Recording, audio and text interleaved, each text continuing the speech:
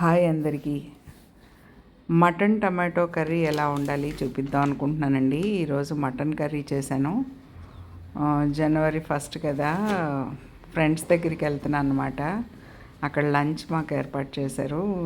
నా curry taste కూడా వాళ్ళకి చూపిద్దాం అనిపించింది. అందుకని చెప్పి మటన్ తెప్పించాను. ఒక 1/2 కిలో మటన్ తెప్పించి అది ఎలా వండాలి అనేది నేను వీడియో చేశానండి. ఇలా నూనె వేసుకున్నాక, స్టవ్ మీద నూనె వేసుకున్నాక ప్యాన్ పెట్టుకుని నూనె కాగిన తర్వాత పచ్చిమిరపకాయలు వేయాలి. నూనె కాకుండానే వేసేసాను.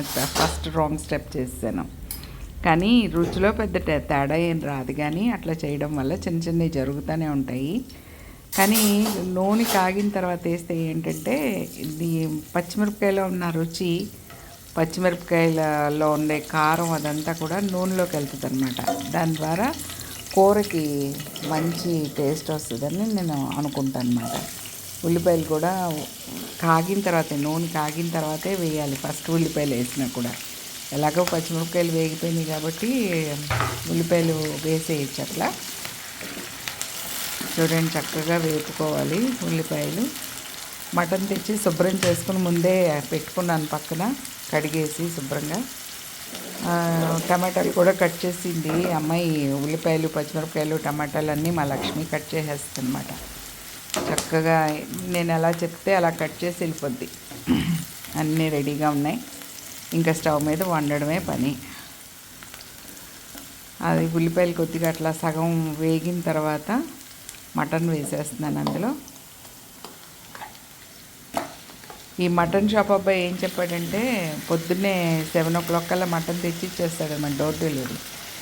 చాలా లేతగా ఉందమ్మా, మీరు కుక్కర్లో పెట్టద్దు అని చెప్పాడు. నేను మటన్ అసలు విడిగా వండి చాలా కాలం అయిందన్నమాట. ఎప్పుడు కుక్కర్లోనే వండుతున్నాను, ఎందుకంటే ఈజీగా అయిపోతుంది. మటన్ చాలా లేట్గా ఉడుకుతుంది. మటన్ ఒకటి, నాటుకోడి, పందెం కోడి ఇలాంటివన్నీ కూడా చాలా లేట్గా ఉడుకుతాయి.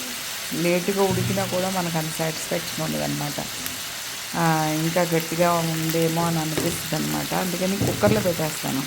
చాలా లేతగా ఉంది. చిన్న మేకపిల్లని వేసేదట, అది చెప్పెళ్ళాడు కుక్కర్లో పెట్టద్దమ్మా అనేసి. సరే, విడిగా స్టవ్ మీద ఉంది, చాలా కాలం అయింది, కుక్కర్లో కాకుండా చాలా కాలం అయింది. సర్లే చూద్దాం అని చెప్పి స్టార్ట్ చేశాను అనమాట. ఉప్పు వేసేసాను, కారం వేసేసాను. మటన్ వేయగానే ఉప్పు కారం వేసేసాను. నేను ముందుగా ఉప్పు కారం కలిపి పెట్టుకోను, ఏమో మరి అది అలవాటు లేదు. చాలామంది ఉప్పు కారం ముందు కలిపి పెట్టేసుకుంటారు. అలా ఏమో అవసరం లేదని అనుకుంటాను అనమాట. ఇట్లా చేస్తే అదిగోండి, ఆ జింజర్ గార్లిక్ పేస్ట్ కూడా వేస్తున్నాను.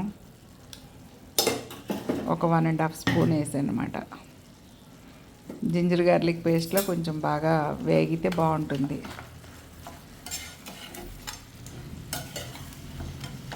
ఇట్లా బాగా కలిపేసుకుని ఆ పచ్చినీరు అంతా వస్తుంది కదా, ఆ పచ్చినీరు అంతా ఎగిరే వరకు ఆ జింజర్ గార్లిక్ పేస్ట్లో ఉడుకుతుంది అనమాట మటన్.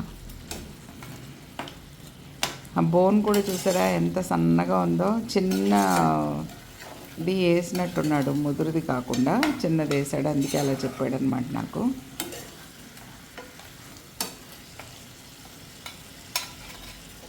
అట్లా జింజర్ గార్లిక్ పేస్ట్లో బాగా కొంచెం వేగాలి, పచ్చినీరంతా పోయేలాగా వేగాలి. వేగిన తర్వాత చూడండి అట్లా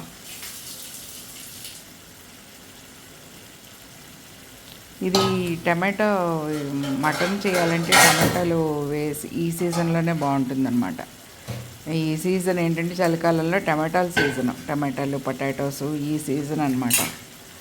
ఇప్పుడు టమాటాలు పచ్చడి చేసుకున్నా కూడా, ఇలా కూరల్లో వేసుకున్నా కూడా చాలా చాలా బాగుంటాయి. అంటే దేశవాళీ టమాటాలు రౌండ్గా, ఎట్లా చెప్పాలో నాకు తెలియట్లేదు. ఈ దేశవాళీ టమాటాలు వేరే, బెంగళూరు టమాటాలు వేరే, హైబ్రిడ్. దేశవాళీ టమాటాలు కొంచెం టేస్ట్ చాలా బాగుంటుందండి, పులుపు టేస్ట్ ఉంటుంది అనమాట ఈ టమాటాల్లో. అందుకని నేను పచ్చి టమాటాలు ఎంచుకుంటాను. షాప్కి వెళ్తే కొంచెం పచ్చిగా ఉండాలి, కొంచెం పెద్దగా ఉండాలి, మంచి షేప్, అందంగా కనిపించాలి, అట్లాంటి టమాటాలు సెలెక్ట్ చేసుకుంటాను. చూసుకుని ఆ పచ్చిగా ఉన్నప్పుడే వండాలని ట్రై చేస్తాను అన్నమాట. అసలు పండిపోతే నాకు వాడబుద్ధి లేదు. పచ్చిగా అంటే మరీ గ్రీన్గా కాదు, కానీ దోరగా ఉండాలన్నమాట. వంటలకి బాగా కుదరాలంటే వెజిటబుల్ సెలెక్షన్ కూడా చాలా ఇంపార్టెంట్. అట్లాగే గిన్నెలు, మనం వాడే గరిటెలు అవి కూడా చాలా ఇంపార్టెంట్. కంఫర్ట్గా ఉండాలన్నమాట అన్నీ కూడా. ఈ చాదస్తంగా చెప్తున్నానని అనుకోవద్దు కానీ ఈ గిన్నెలు సరిగ్గా లేకపోయినా వంట కుదరదు. అంటే ఎవరింటికన్నా వెళ్ళి అబ్బా నువ్వు బాగా చేస్తావు కదా వండు అంటారు కదా, వాళ్ళ గిన్నెలు గరిటెలు నాకు కుదరక వంట ఖచ్చితంగా నాకు చేత కాదు. ఇంకొకళ్ళ ఇంట్లో ఎవరింట్లోనే చేస్తే నాకు అలవాటైన గిన్నెలు అలవాటైన గరిటెలు అయితేనే కానీ కుదరదన్నమాట. చూడండి ఇప్పుడు ఏం చేశానో, ఈ టమాటాలు వేసేసిన తర్వాత కొంచెం ఈ జింజరు రుబ్బిన మిక్సీ కడిగిన నీరు ఉందన్నమాట, కొద్దిగా ఒక గ్లాసే పోసాను. చూసారా టమాటాల్లో నీరు అంతా ఎంత సముద్రంలాగా అయిపోయింది వాటర్ అంతా. ఈ నీరు అంతా ఎగరాలి అంటే కనుక పైన నేను మూత పెట్టి మూతలో నీళ్లు పోసాను. మీరు గమనించారు, ఏదో కబుర్లు చెప్తా అది ఆ పాయింట్అవుట్ చేయలేదు నేను. ఆ నీరు ఏంటంటే ఆ నీరు అలా పోస్తే బాగా ఉడుకుతుంది మొక్క. అది పెద్దవాళ్ళ పద్ధతి అనమాట, పెద్దవాళ్ళు అలా నేర్పారు.